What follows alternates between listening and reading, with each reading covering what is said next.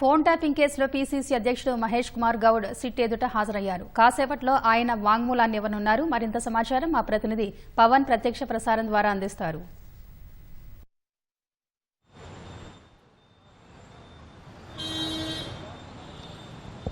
Phone tapping కేసులో కాసేపటి క్రితమే పీసీసీ అధ్యక్షుడు మహేష్ కుమార్ గౌడ్ తన సాక్షిగా తన వాంగ్మూలాన్ని ఇచ్చేందుకైతే కాసేపటి క్రితమే జూబ్లీ హిల్స్ పిఎస్కి చేరుకున్నారు. ఆయన పెద్ద ఎత్తున ఇక్కడికి కార్యకర్తలు, కాంగ్రెస్ శ్రేణులు, పీసీసీకు అధ్యక్షుడు మహేష్ కుమార్ గౌడ్ మద్దతుదారులు వీళ్ళంతా కూడా ఇక్కడికి పెద్ద ఎత్తున చేరుకున్నారు. మనం చూడొచ్చు విజువల్స్లో.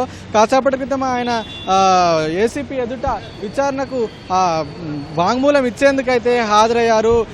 2023 శాసనసభ ఎన్నికల సమయంలో అప్పటి ప్రభుత్వం తమ ఫోన్లను ట్యాప్ చేసిందని అనేక సార్లు పిసిసి అధ్యక్షుడు మహేష్ కుమార్ సహా అనేక సార్లు ఆరోపణలు చేస్తూ వచ్చారు.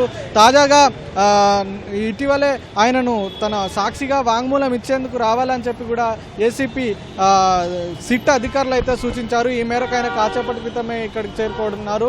అలాగే కార్యకర్తలు కూడా పెద్ద ఎత్తున వచ్చి ఒక్కసారిగా పోలీస్ స్టేషన్ లోపలికి చొచ్చుకెళ్లేందుకు ప్రయత్నించడంతో అయితే పోలీసులు వాళ్ళందరినీ కూడా బారికేడ్లు పెట్టి నిలువరించే ప్రయత్నం చేశారు. ఈ క్రమంలోనే కొంత తోపులాట కూడా జరిగింది.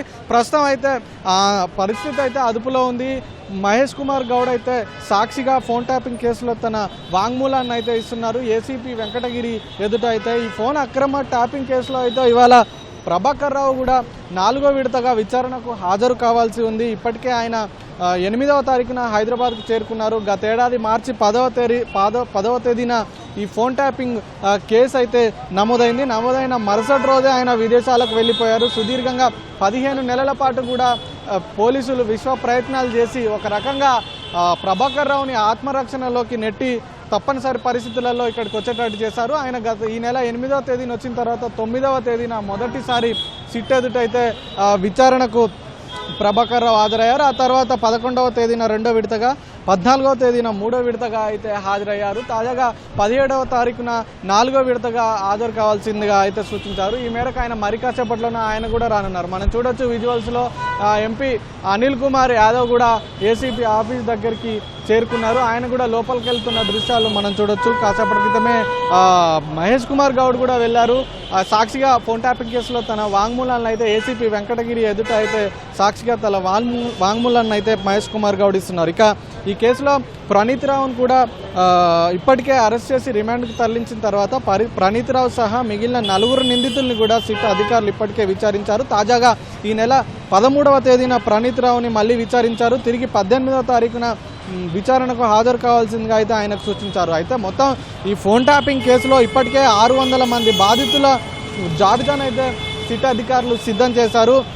వీరిలో కొంతమందిని నిన్న కూడా ఏసీపీ ఎదుట అయితే సాక్షులుగా వాంగ్మూలాలు నమోదు చేశారు. కొంతమంది బాధితులు నిన్న కూడా జూబ్లీ హిల్స్ పిఎస్కి వచ్చి తమ వాంగ్మూలాలను అయితే సాక్షులుగా ఇచ్చారు. వారంతా కూడా గతంలో ఎన్నికల సమయంలో ప్రతి అడుగును కూడా పోలీసులు ఎప్పటికప్పుడు పసిగట్టి ఎక్కడికక్కడ అడ్డుకునేవారు. ఇదంతా తమకు అప్పుడు అర్థం కాలేదు. ఆ తర్వాతి క్రమంలో తమ ఫోన్లు ట్యాపింగ్కు గురవుతున్నాయని కూడా తెలిసిందని చెప్పి కూడా వాళ్ళందరూ చెప్పిన పరిస్థితి ఉంది. తాజాగా అలాగే ఒక బాధితుడిగా ఈరోజు సాక్షిగా వాంగ్మూలం ఇచ్చేందుకైతే మహేష్ కుమార్ గౌడ్ హాజరయ్యారు. రాజకీయంగా ఇది ఒక చర్చనీయాంశంగా మారుతుందని చెప్పుకోవచ్చు. ఇప్పుడు మహేష్ కుమార్ గౌడ్ ఈ కేసులో తన ఫోన్ ట్యాపింగ్కు గురైందని బాధితుడిగా సాక్షిగా వాంగ్మూలం ఇచ్చి వెళ్ళిన తర్వాత అనంతరం రాజకీయ చర్చా వేదికలపై ఇది మరింత వేడిని రాజేసే అవకాశం అయితే లేకపోలేదు. ఇక ఫోన్ ట్యాపింగ్కి సంబంధించి ప్రస్తుతం ఒక మంత్రిగా ఉన్న మంత్రి కుటుంబానికి చెందినటువంటి సంస్థలలో పనిచేసే 40 మంది ఉద్యోగులకు సంబంధించినటువంటి ఫోన్లు కూడా గతంలో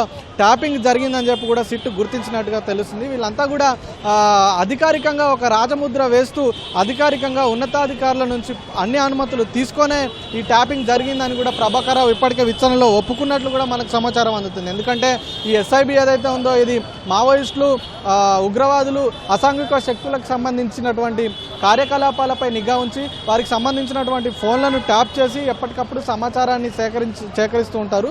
అలాంటిది ఈ అప్పుడు ప్రతిపక్షంలో ఉన్న వాళ్ళకి సంబంధించినటువంటి ఫోన్లను మావోయిస్టులకు కావాల్సినటువంటి వనరులను ఏర్పరుస్తున్నారు అనేటువంటి ఒక ఉద్దేశంతో పర్మిషన్లన్నీ తీసుకొని ఉన్నతాధికారుల నుంచి కావచ్చు, అలాగే టెలికాం సంస్థల నుంచి కావచ్చు అనుమతులు తీసుకొని ట్యాపింగ్ చేసినట్టుగా కూడా సిట్ అధికారులు అయితే గుర్తించారు. వీటన్నిటికీ సంబంధించి కూడా కీలక విషయాలు అయితే ఇటు ప్రభాకర్ రావు నుంచి కావచ్చు, ప్రణీత్ రావు నుంచి కావచ్చు రాబట్టనున్నారు. ఎందుకంటే ఎక్కడ కూడా ప్రభాకర్ రావు హైదరాబాద్కు చేరుకున్న తర్వాత ఎక్కడ కూడా ఈ కేసు నెమ్మదించిన పరిస్థితి అయితే లేదు. మరింత వేగంగా దర్యాప్తునైతే పోలీసులు ముమ్మరం చేస్తున్నారు. ఇటు బాధితుల జాబితా సిద్ధం చేయడం కావచ్చు, బాధితులు ఒక్కొక్కరుగా పోలీస్ స్టేషన్కు పిలిచి విచారించడం, వారి వాంగ్మూలాలను నమోదు చేయడం కావచ్చు, అలాగే మరోవైపు నిందితులను విచారించి కీలక విషయాలు రాబట్టడం కావచ్చు. మరోపక్క ఈ కేసులో ప్రణీత్ రావుకి సంబంధించినటువంటి విషయం కూడా చర్చనీయాంశంగా మారింది. ఎందుకంటే ఆయన ఎస్ఐబిలో ఇన్స్పెక్టర్గా 2017లో పదోన్నతి పొందిన తర్వాత తాజాగా మునుగోడు ఉప ఎన్నిక తర్వాత 2023లో ఆయనకు డిఎస్పీగా ఇన్స్పెక్టర్గా బాధ్యతలు స్వీకరించిన 5 ఏళ్లకే మరొకసారి డిఎస్పీగా పదోన్నతి కల్పించడం కూడా చర్చనీయాంశంగా మారింది. 2007 బ్యాచ్కు చెందినటువంటి ప్రణీత్ రావు ఆ బ్యాచ్లో 450 మంది ఉండగా ప్రణీత్ రావు ఒక్కడే డిఎస్పీ అయ్యారు. ఇది ఫోన్ అక్రమ ట్యాపింగ్కు సహకరించి దీంట్లో కీలకంగా వ్యవహరించాడు కాబట్టి ఈ పదోన్నతి యాక్సిలరేటెడ్ ప్రమోషన్ కింద ఆయనకు పదోన్నతి కల్పించారనేటువంటి ఒక విమర్శలు వినిపిస్తున్న తరుణంలో వీటన్నిటిపై కూడా సిట్ అధికారులు అయితే సమగ్ర దర్యాప్తు చేస్తున్నారు.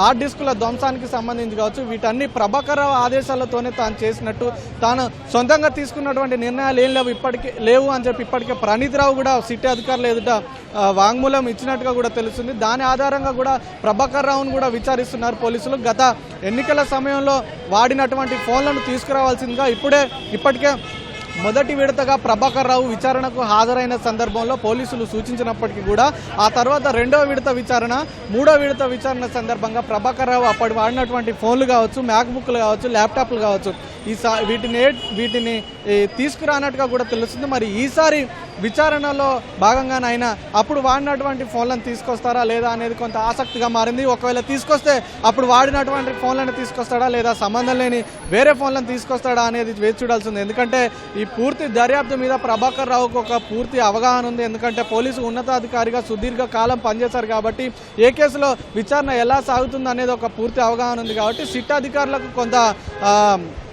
ఛాలెంజ్ అని చెప్పుకోవచ్చు, ఆయన నుంచి ఒక సవాలుగా మారిందని చెప్పుకోవచ్చు. ఆయన నుంచి కీలక విషయాలు రాబట్టడం అయినప్పటికీ కూడా బాధితులు ఇస్తున్నటువంటి వాంగ్మూలాల ఆధారంగా కావచ్చు, ఇప్పటికే సిట్ అధికారులు సేకరించినటువంటి మరికొన్ని ఆధారాలు కావచ్చు, వీటన్నింటినీ ప్రభాకర్ రావు ముందుంచి అయితే విచారిస్తున్నారు. ఈరోజు మరోసారి అయితే ప్రభాకర్ రావు విచారణకు హాజరు కానున్నారు. ప్రస్తుతం ఏసీబీ కార్యాలయం ఎదుట అయితే police station Jubilee hills police స్టేషన్లో అయితే పీసీసీ చీఫ్ మహేష్ కుమార్ గౌడ్ అయితే సాక్షిగా తన వాంగ్మూలాన్ని అయితే ఇస్తున్నారు. ఈ తర్వాత ప్రభాకర్ రావు కూడా విచారణకు అయితే హాజరు కానున్నారు. ప్రస్తుతం ఇక్కడైతే కార్యకర్తలు అయితే భారీగా చేరుకున్నారు.